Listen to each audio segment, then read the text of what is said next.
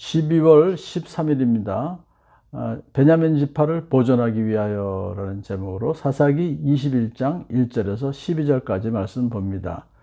앞에서 이스라엘 11지파의 연합군과 베냐민 지파가 싸움을 했죠. 내전이 일어났어요. 그래서 베냐민 지파 결국은 이제 다 죽게 되었습니다.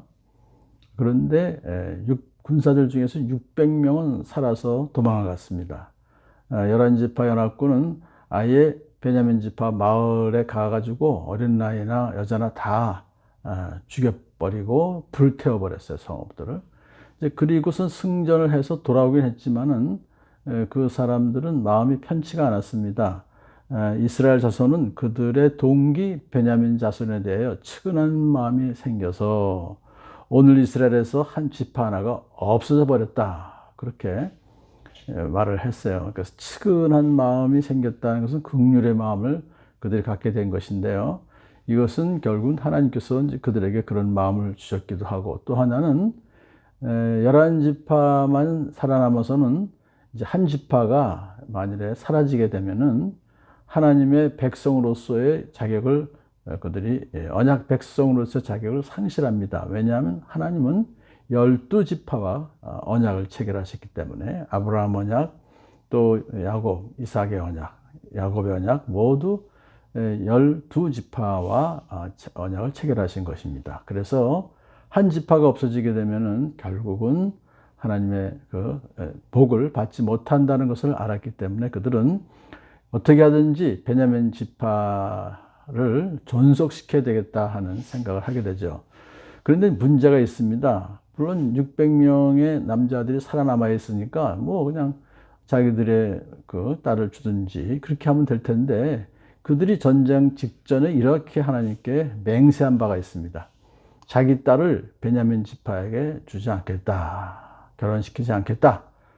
또 미스바 총회에 참석하지 않은 이스라엘 사람들은 반드시 죽이겠다 하는 두 가지 맹세를 했습니다.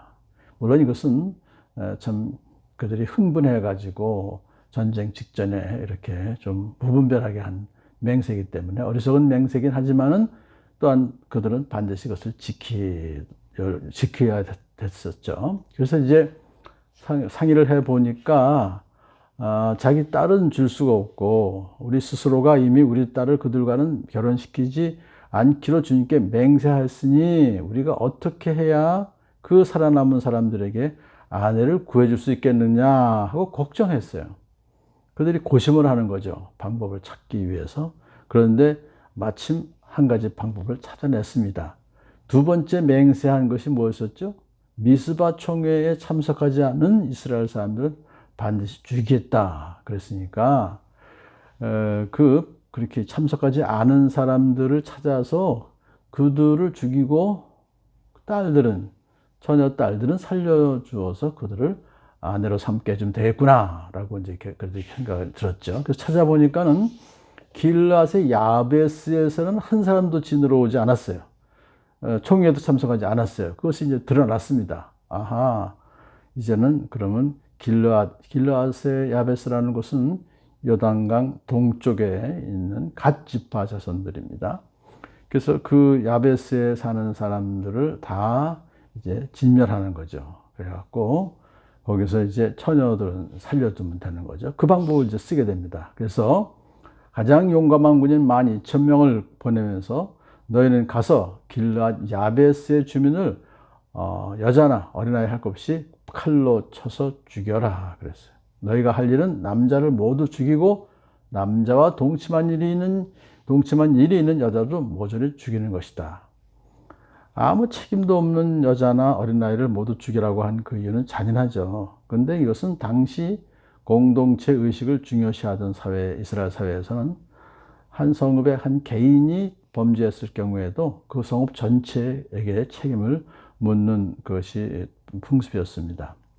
자, 이렇게 해서 참 12,000명이나 되는 군인사들이 가가지고 거기에 있는 모든 여자도, 또 남자와 동침한 일인 여자도, 또 남자들 어린아이까지 다 이제 칼로 쳐서 죽이는 그런 잔인한 그 대학살을 그들이 했던 것이죠.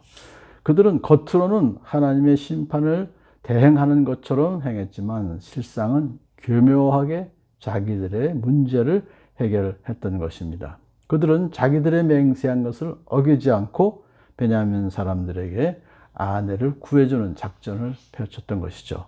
그런데 문제는 600명 처녀가 600명이 없었습니다. 400명밖에 찾지 못했어요. 그래서 나머지 200명에게는 또 다른 방법으로 아내를 또 이제 구해 주어서 600명 전체를 다 결혼시키는, 그렇게 함으로써 이제 그 문제를 해결하게 된 것입니다. 자, 그들을 이제 자기들의 유산으로 얻은 땅으로 돌아가서 성읍을 재건하고 거기에서 살도록 그렇게 이제 결정을 내려서 그렇게 했던 것이죠.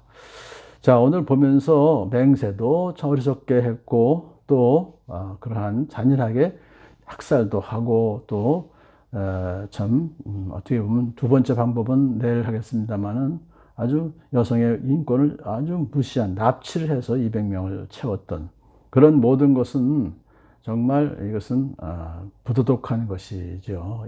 이런 일이 참 어떻게 있을 수 있을까 하는 정도로 하지만은 결과적으로는 600명의 베냐민 지파가 결혼하게 됨으로써 이제 존속이 된 것이고, 베냐민 지파가 존속하게 됨으로써 결국 이스라엘 12지파가 계속해서 하나님의 언약 백성으로서의 지위를 유지하게 되었고, 그리고 그 이어서 나오는 룻기를 통하여서 이제 이스라엘에게 다윗 왕이 탄생할 수 있는 그런 가계가 형성되었죠.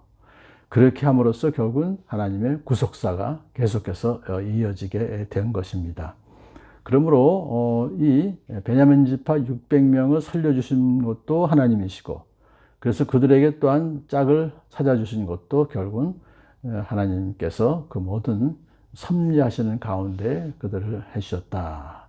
그러니까 하나님은 이스라엘 백성 전체를 사랑하셔서 그들을 구원하시기 위해서 이제 그런 또 방법을 그냥 허용하셨지만은 그것으로 끝나는 것이 아니라 이스라엘 12지파가 존속되게 되므로 유다지파가 존속되었고, 유다지파에서 결국 다윗이 또 탄생하게 되었고, 그 이후에 다윗의 후손으로 오신 예수 그리스도에 의해서 모든 인류가 구원받게 되는 구속사가 완성된 것입니다. 오늘 그 베냐민 지파를 존속하기 위해서 하나님께서 행하셨던 것은 긍휼하심이 있으셨기 때문에, 아까 그랬죠.